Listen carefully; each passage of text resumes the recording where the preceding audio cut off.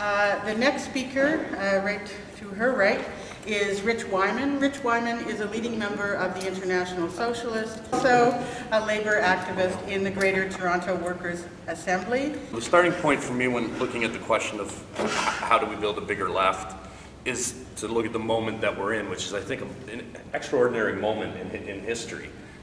The Arab Spring that has just happened is probably the most monumental movement since 1989 of people overthrowing regimes, trying to create new space, and actually breaking the myth that ordinary people can't change the world that they're surrounded by, that everything is only done by the experts, the bosses, the politicians, that ordinary people cannot organize themselves in a fashion to make fundamental change. It's also, not only an era of resistance, also an era of crisis, both, I would say, for the ruling class, for capitalism, but also posing serious challenges to the left and the working class movements around the world. In some places, there's been tremendous responses. Just recently in Spain, the movement that's erupted there, the movements that have been ongoing in Greece. The list could go on in Portugal and other places where sections of the labor movement, the working class, and the far left have actually been able to grow through the process of resisting the crisis. In other places, the crisis has almost crushed ashore sections of the far left trying to navigate how do you respond to it and whatnot. So there's a lot of different lessons in there. I'm not going to have time to go through the ongoing mobilizations and resistance in Latin America that I think are quite inspiring at different moments and also quite shocking in other moments in terms of coups and attacks on the gains that people have made. In North America, I would say that the crisis has not been met by a particularly sustained resistance by the working class. It's definitely had a massive effect in rolling back all kinds of gains working people have made. It's not to say that there haven't been moments and sparks of resistance. I think, looking at Wisconsin, I don't think anybody was, a year ago thinking that, the assembly or the legislature, or whatever it's called in Wisconsin would be taken over by, angry workers demanding, their rights to collective bargaining not be taken. There have been massive struggles in Quebec around things. There's also been moments of inspiration, steelworkers taking over the drawbridge in Hamilton to prevent, U.S. Steel trying to move coal. There have been things. The workers at PMP molding, to me, one of the biggest inspirations in the Toronto region. Non-union workers actually blockading a factory the day after they get pink slips to say, until we get some sort of justice, at minimum some severance pay out of this, you can't actually move your product out of this plant and get rid of our jobs. Not exactly a complete victory, but actually showing that people can resist and push back. But what I would argue is that there is an anger out there at the economic crisis and the way in which working people are being treated, but it's an untapped, it's not matched by activity or action or any sort of leadership inside the working class movement that shows a way to resist the crisis and rebuild some of the traditions of solidarity and resistance that have been out there in the past. And there's several barriers, but I don't think they're unique to North America nor English Canada. I don't think that the problems we face here are particularly unique, and I'm glad you ended by saying there's nothing particularly unique in Quebec that has created this. It's just a sheer determination of people trying to find a way to work together to begin to respond to this and have a broader political voice for the far left. Some of the things I think that are barriers, though, are the weakness in general of the far left within particularly English Canada. And by far left, I mean people to the left of the NDP. It includes some people inside the NDP, but revolutionary socialist activists of whatever stripe who recognize the need for the working class eventually. If you want to get rid of the horrors that we face on a daily basis, you have to find a way to get rid of capitalism and replace it with some form of workers' control of one of 57 varieties or brands of socialism, but a recognition that that's what's necessary, that it's incredibly weak numerically, but in particular it's weak inside the workplaces, where I would argue is the best place for a bigger left to be rebuilt and offer a challenge to the crisis. There's also a weakness both politically, and some of this is because of what I just mentioned, and numerically of the trade union movement. That, if anybody was just, I wasn't at the CLC convention, but the Canadian Labour Congress, which is the umbrella body for all the unions in Canada, just had a meeting, and the reports I got were from the front of the room of the leadership of various unions and of the Canadian Labour Congress.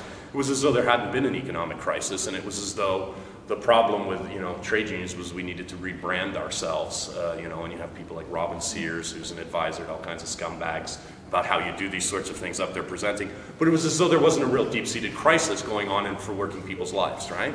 And as a matter of fact, we will make sure we vote for a raise for the head of the CLC, because it's a very important component of rebuilding the trade union movement, is making sure that Mr. Ken Giorgetti gets, his inflationary raise. $50,000. But it spoke to just a complete vacuum of any sense of what's really going on in the membership, I think of their own members, but also any sense of how do you resist this crisis, except by trying to lobby or do something, anything except mobilize your members to actually fight, seemed to be the message from what I got from the very top of from the very, very top of the labor movement. And thirdly, I think one of the barriers has been, and part of it is because of the weakness of far socialist left, has been growth of an idea amongst new generations of activists and people who are coming into struggle, is the idea that social movements, right, movements around particular issues and whatnot, can actually replace the need for far left organization and unions themselves, right? That there are other forms of organization now that are the way to actually mobilize. So for a long time it was the social forums, or it's different sorts of social struggles on their own will produce the sort of changes we need and create that bigger left that we need in a more diffuse way, so on and so forth. Naomi Klein has put this forward, other people have sort of put that forward, that there's new models for organizing that replace the old sort of models. So I say that not to be pessimistic, just to say that there are a series of barriers, and they're not unique to English Canada, they're not unique to the United States. They exist, I think, in different ways, and one more than the other. But I don't think all is lost at all. As a matter of fact, I think this moment's incredibly exciting, not just because of the Prague Spring and the Wisconsin and all of those things, but because I also think that the recent election showed a very interesting thing, that despite an incredibly low level of struggle in terms of fight back in the streets, people found a way through a parliamentary election, which I would argue doesn't fundamentally transform my life in any particular way. I get up, I'm still the same bosses, still the same things I got to do in the morning.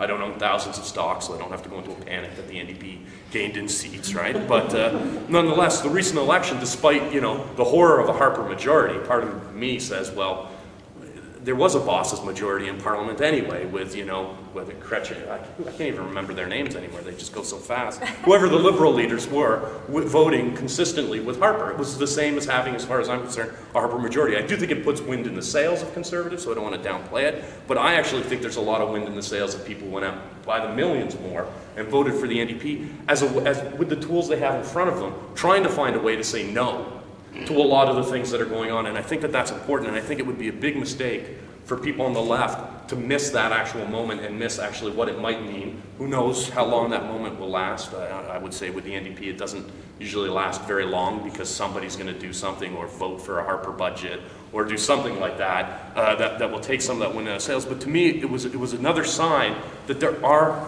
tens of thousands of millions of people who in one way or another are looking for an alternative to what they're getting offered every single day. It doesn't mean that they're revolutionaries. It doesn't even necessarily mean they identify as being on the left. But it means that thousands and thousands of people are trying to find, with what's in front of them, some way to express their discontent with the system within Canada. So this poses to me the biggest question, which is how do we relate to that? How do we build on that appetite? How do we tap into that? And how do we try to pull some of that sentiment to larger conclusions about the nature of the society we live in and how we can get rid of it, and what sort of organizations and struggles we need to be engaged in to actually do that? How do we tap into that, what I would call a latent anger at the things, not a latent anger, but a latent anger about the things that are out there? So to me, that poses a couple questions for people of how do we build a larger left, and by left I mean far left, those, out, not looking at Parliament as the whole piece, but actually looking at self-organization and self-activation of working people themselves as the key. So to me, one of the key questions is a question of orientation. And by orientation, I'm talking about where do you put your eyes about who we need to be talking to and organizing with. And I think a majority of the far left for a long time, the starting point has always been, let's go find other people who agree with us, and then we'll talk to each other, and then we'll have a debate and disagree, then we'll form 2 organizations, then we'll debate and form 3, and then we'll have 10 and 20 and 30, and then we'll all go get back together in a room and start this process again. And, to me, there's an importance to debate that I'll touch on later, but I think the key thing for me is the orientation cannot be solely based upon finding people that agree with you on everything, right? There's a lot of people, I'm a member of the International Socialists, a lot of us agree on everything. I don't think it's sufficient for us to just continually sit in a room and talk to each other about how much we agree with what we're all saying to each other. So to me, it's an orientation of looking to those who are engaged in struggle, and looking to those who are moving into struggle, right? Moving into some form of resistance to the system. It doesn't have to be the way I want resistance again. It doesn't have to be the proclamation of the Toronto Workers' Soviet by thousands of workers. People looking into fighting some aspect of the system. And I go back to thinking about what does that mean? And Frederick Engels, a great revolutionary of the past century, or almost 2 centuries ago now, identified sort of 3 areas in which people struggle under capitalism. One of them is economic, the workplace, bread and butter issues, those sorts of things. Another is the ideological front, challenging the ideas of racism, challenging, that Canada's a great nation, or that, somehow we're entitled to pillage the environment, so on and so forth. And the other is political, elections, those sorts of things. And I would argue that at any given moment, there are thousands of people engaged in one form of those struggles or another. Now, usually you get a revolution when people are sort of engaged in all 3 in the millions. I'm not suggesting we're even close to that point, but orienting towards people who are engaged in those struggles, not because they're pure socialists, but because they're actually trying to find a way to express their opposition to the system. And I work with Sam in the Workers' Assembly. I think it's a good start, what we're trying to do, but it is at present primarily sections of the far left talking to themselves, trying to find ways to build up our own strength, which I think is also important to look at. I think much the way in Quebec Solidaire, you start with some like-minded people and try to find a way to push out, but we need to find a way inside that assembly to create more space for debates about where we oriented to, right? Because at a certain point, talking to a bunch of like-minded people over some things is paralyzing. It doesn't move you forward. We need to find a way to do that. And but I think it is a good place to have the political debates amongst the far left in an open way that can begin to thrash out how do we move this forward. Second thing I think it raises is on the left, we need to fight for more space to have debates about ideas, about how we move things forward. But we can't just leave it in the terrain of debates. There also has to be points when the rubber hits the road and where we begin to create facts and actually do things that create facts. Because I think one of the things, particularly in the labor movement with the leadership, is that there's such a pessimism about the ability of anybody to do anything, that the horizons even of the leadership are so low that it leaves them not wanting to actually challenge things. And I think that there are many trade union leaders that are almost wishing that people could point out a different direction, right? And I'm thinking of some of the stuff in Toronto around 416, the garbage collection workers. I think that there's a union of, I would say 2 years ago would not have actually been out sending members to churches to try to talk about their issues and things like that. To me, those are the things where you can begin to create facts to prove that it doesn't have to be this way, that we don't have to accept concessions, that we don't have to do all those things, and that we can build popular support, that there is an anger out there. Some of it you have to create facts.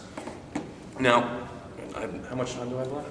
Oh, I got lots of time. Wow, I've only got one more page. I have to go back through to some other notes. I'll start reading Sam's notes. For those that know me, I can talk and talk and talk. So, sorry, threw myself off there for a minute. So, I think we need spaces for debate to have us amongst people who are on the left, but with an eye to how do we move outside of the confines of that to ordinary people that are engaged in struggle. And we need to find a way to rebuild our own ability to create facts to prove that it is possible, whether it's petitioning, building support for the postal workers, all those sorts of things actually begin to break people out of their own shells. Because I am a believer that lots of people have ideas, but when people resist, their actions are actually ahead of their own ideas. That people don't necessarily recognize they're challenging the things that they are when they step into activity. And so some people, I think that it's just all about creating struggle and fight backs and this and those things. And I think that those are important. But I would say the question about building a bigger left also has to be a question about building a bigger left that's about building left leadership on the ground, in the neighborhoods and in the workplaces and in the unions and whatnot. It's not just about creating a left it's actually about creating leadership inside places. And that poses the question of the need for organization. Because when I mentioned earlier the question about social movements and that being a new forum, I would argue that social movements come and go, much like strikes come and go. There's waves of strikes, then there's none. The problem is we're just relying on those to go up and down, and I'm sure the brother from Wisconsin can talk about the need for organization to pull together militants and activists who want to go further than what's on offer, trying to build those things. You can see those moments come and go, so it poses the need for organization in order to build a bigger left, to be able to reach out, coordinate, debate those sorts of things, so on and so forth. And it means preparing the groundwork for bigger struggles, because I believe the question isn't about whether working people will fight. And I hear that quite a bit, that, and there'll never be a fight, nothing's going to happen, we had an economic crisis and nobody resisted, it's all over. And I remember seeing Ken Loach getting interviewed by Michael Moore, and I think Ken Loach, I have to give him credit for this, captured that sentiment, or captured the best way to counter that sentiment is that Michael Moore said to him, isn't it just all over, Ken? We've had this economic crisis. There hasn't been an uprising of the working class. We haven't stopped capitalism. Isn't just over. And he said, you sound like you're a peasant in the 1300s. Oh, all I'll ever have is this little plot of land. Oh, we'll only ever have the church sitting on top of us.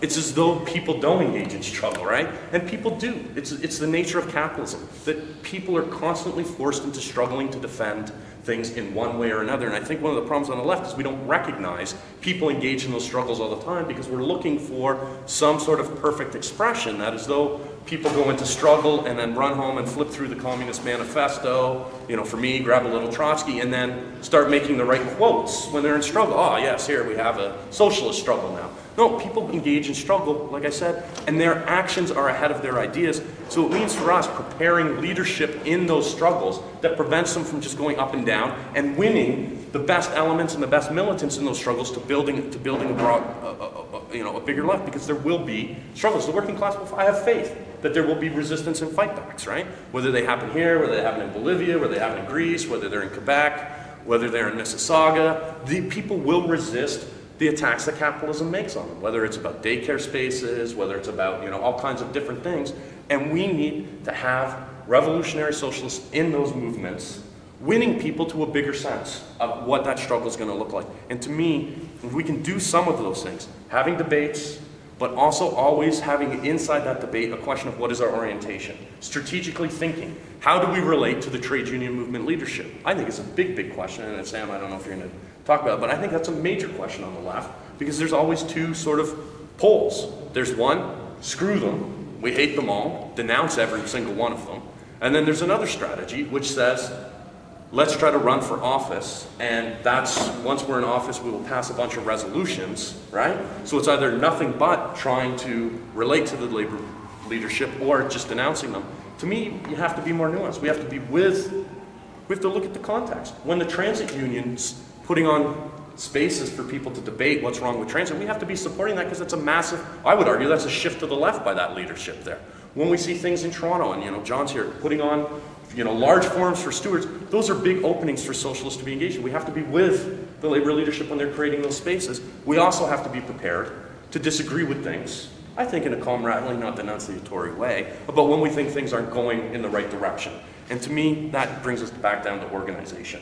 I'm not going to argue, I'm a member of two organizations, the International Socialists and the Workers' Assembly, but I do think you need organizations that debate politics, look about the way forward, and also debate strategies and tactics about how are we relating to that larger layer of people that are angry and looking for solutions and ways forward. And I think if we can start to figure some of that stuff out, we'll actually begin to find ourselves not in a crisis of the left, but actually using this crisis as an opportunity to rebuild and grow the left here in Toronto and in Canada. And I'll end there.